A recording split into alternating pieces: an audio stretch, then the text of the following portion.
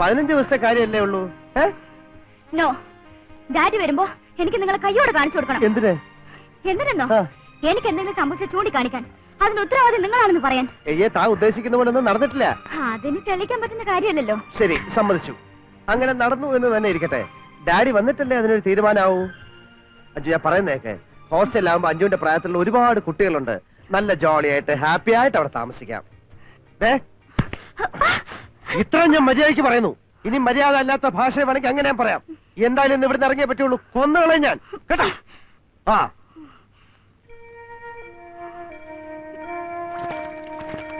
പറഞ്ഞു വരുമ്പോ ഇവളെന്റെ ഒരു ബന്ധുവായിട്ട് വരും. എന്റെ അച്ഛന്റെ പെങ്ങളുടെ ഇളയമ്മയുടെ ഓടാ. പേര് അഞ്ജു. പഴയ കൂട്ടുകുടുംബാ.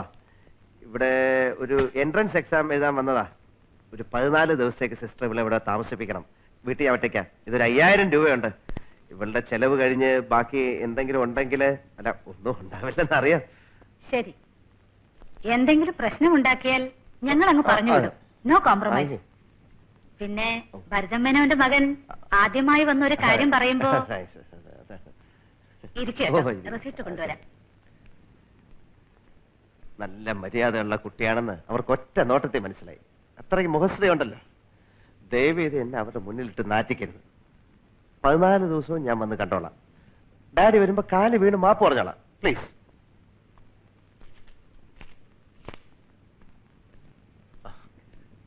Thank you. ശരി.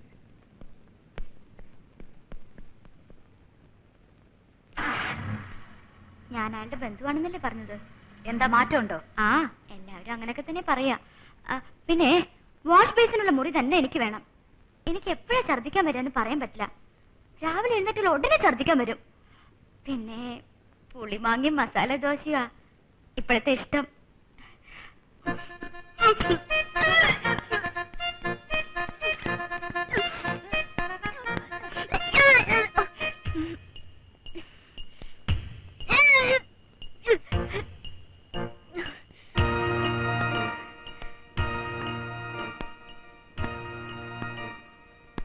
ദൈവത്തിന്റെ മണവാട്ടിമാരുടെ മുഖത്ത് നോക്കി പ്രിൻസിനെ പോലെ കള്ളം പറയാൻ എനിക്ക് ധൈര്യമില്ല.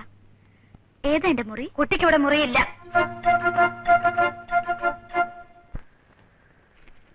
ബലാത്സംഗം ചെയ്ത ചെറുപ്പക്കാരനെ യുവതി കുത്തിക്കൊന്നു. ഇവനെയൊന്നും കുത്തിക്കൊന്നാ പോരാ. വിധിയായി മാനന്തവാടി. ക്ലോറോഫോം കൊടുത്ത് മയക്കി മാനഭംഗപ്പെടുത്തിയ കേസിൽ 2 ചെറുപ്പക്കാരെ ജീവപര്യന്തം ശിക്ഷിച്ചുകൊണ്ട് സെഷൻസ് കോടതി ഉത്തരവായിരിക്കുന്നു.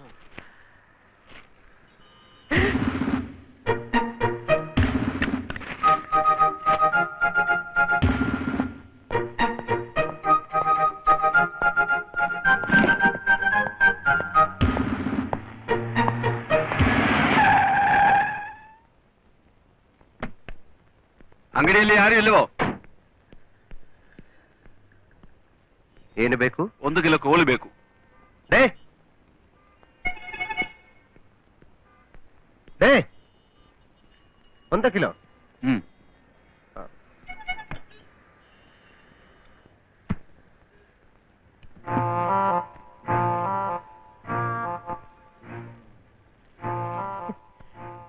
പുതിയ അഡ്ജസ്റ്റ്മെന്റ്. എന്തൊക്കെ പറഞ്ഞാൽ ഈ തെണ്ടിക്ക് ബുദ്ധിയുണ്ട്. 1 കിലോ.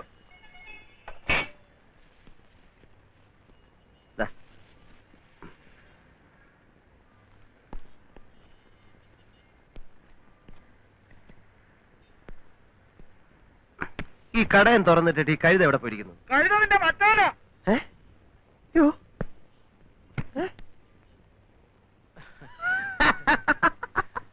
നീ എന്തിനു ഇതിനകത്ത് കയറിയിരിക്കുന്നത്? പുറത്ത് ഭയങ്കര ചൂടായോണ്ട് തണുക്കാൻ വേണ്ടി.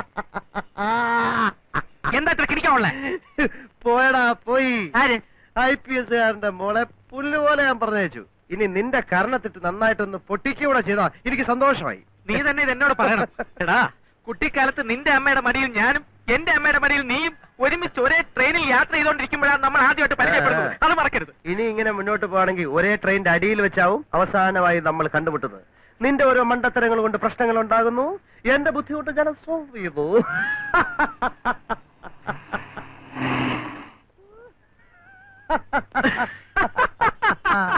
എന്ത് നോക്ക്. അങ്ങോട്ട് നോക്ക്. എന്നെ അവരവിടുന്ന് ഇറക്കി വിട്ടു. എടാ അവള് വീണ്ടും വന്നു. നിന്റെ മണ്ടത്തരം കൊണ്ടാ ഇപ്പൊ ഈ പ്രശ്നം ഉണ്ടായത്. ഇനി എന്റെ ബുദ്ധി കൊണ്ട് ഞാനിത് സോൾവ് ചെയ്യും.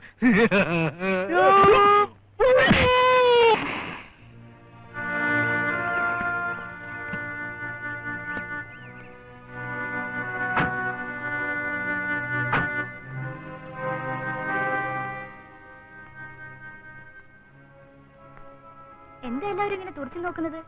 ഷോപ്പിംഗ് കഴിഞ്ഞപ്പോ നേരം വൈകി. ഇന്ന നേരത്തെ വരാവുന്ന നിയമമൊന്നുമില്ലല്ലോ. നീ ആരാടി? മിസ്സസ് ജയകുമാർ അല്ലേ? ഭർത്താവിന്റെ അനിയനോട് ചോദിക്കേ. പ്രിൻസിന് അറിയാം ഞാൻ ആരാണെന്ന്. ശാരദേ, നീ അവളോടൊന്ന് സംസാരിക്കണ്ട. അവൻ എവിടെ പോയടോ തന്റെ പ്രിൻസിപ്പൽ?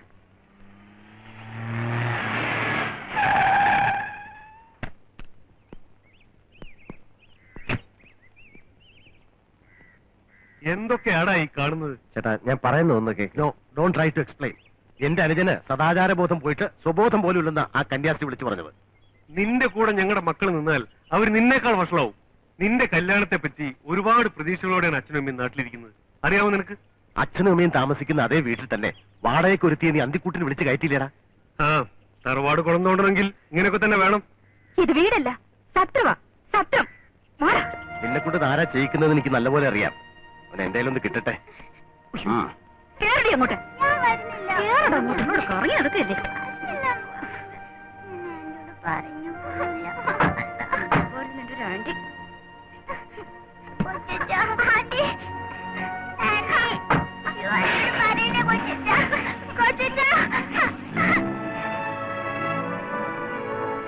കുഞ്ഞെ, മതിയായി. കൊച്ചമ്മ ഒന്ന് ചോദിക്കുമ്പോ എനിക്ക് പറയാനൊരു ഉത്തരവില്ല. ഞാനല്ലേ 4 നേരം അവക്ക് വെച്ച് വിളമ്പിയത്. ഈ ജമ്മം കൊച്ചമ്മ എന്നോട് പൊറുക്കത്തില്ല. ഇങ്ങനൊരു ചതി എന്നോട് ചെയ്യരുതായിരുന്നു.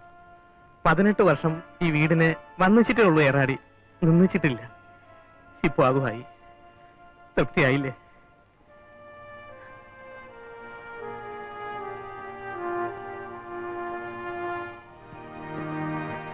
പോയാ? നിനക്ക് മതിയായില്ലേ? മതിയായില്ല. ലോകത്തൊരു പെണ്ണും നിന്റെ അത്ര ദുഷ്ടയല്ല. ചുമ്മാ അല്ല നിന്നെ വീട്ടിൽ നിന്ന് അടിച്ചിറക്കുന്നത്. ഇനി വെറും 10 ദിവസം കൂടെ സഹിച്ചാ പോരെ? അത് കഴിഞ്ഞാൽ നമുക്ക് ഇത് ശീലമായിക്കോളും. ഓടാ തെണ്ടി. എല്ലാരെയും കൊണ്ട് നന്നായി വരുന്നെന്ന് പറയിപ്പിക്കാൻ ഞാൻ എത്രമാത്രം പാടുപെട്ടെന്നറിയോ? ഇപ്പൊ എല്ലാം പോയില്ലേ? നിന്റെ നഷ്ടപ്പെട്ട ഇമേജ് വീണ്ടെടുക്കാൻ ഞാൻ സഹായിക്കാം ഫ്രണ്ട്സ്. ഇനി നിന്നെ കല്യാണം കഴിക്കാൻ പോയ ചെറുക്കനുണ്ടല്ലോ, അവൻ ഭാഗ്യം ചെയ്തവനാ. 15-ാം തീയതി അല്ല 1000-15-ാം തീയതി കഴിഞ്ഞാലും നിന്റെ ഡാഡി തിരിച്ചു വരുന്ന അറിയോ?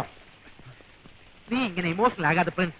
അവളെ ഇവിടുന്ന് എന്നേക്കുമായി അടിച്ചിറക്കണം. അത്രയല്ലേ ഉള്ളൂ. വഴിയുണ്ട്. എന്ത് വഴി? നീ തന്നെ പറ. എടാ,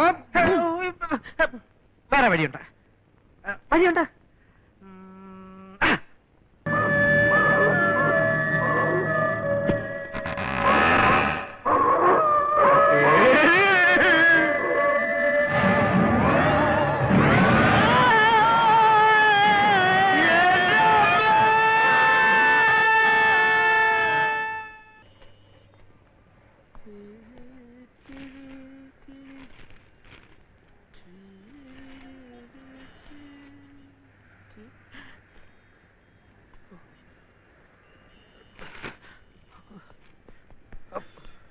ಗುಂಡರಾವ್, ನೀ ಅಂಗಡಿ ನೋಡ್ಕೊಳ್ಳಿ, ನಾನೀಗ ಬರ್ತಾನೆ.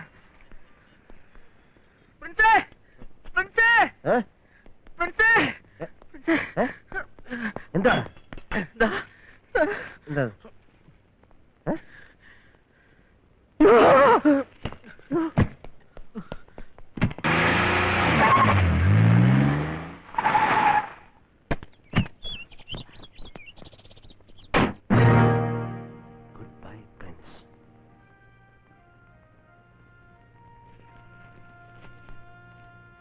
രണ്ടാം ചരമവാർഷികം. ജനനം 31/3/72, മരണം 23/4/90.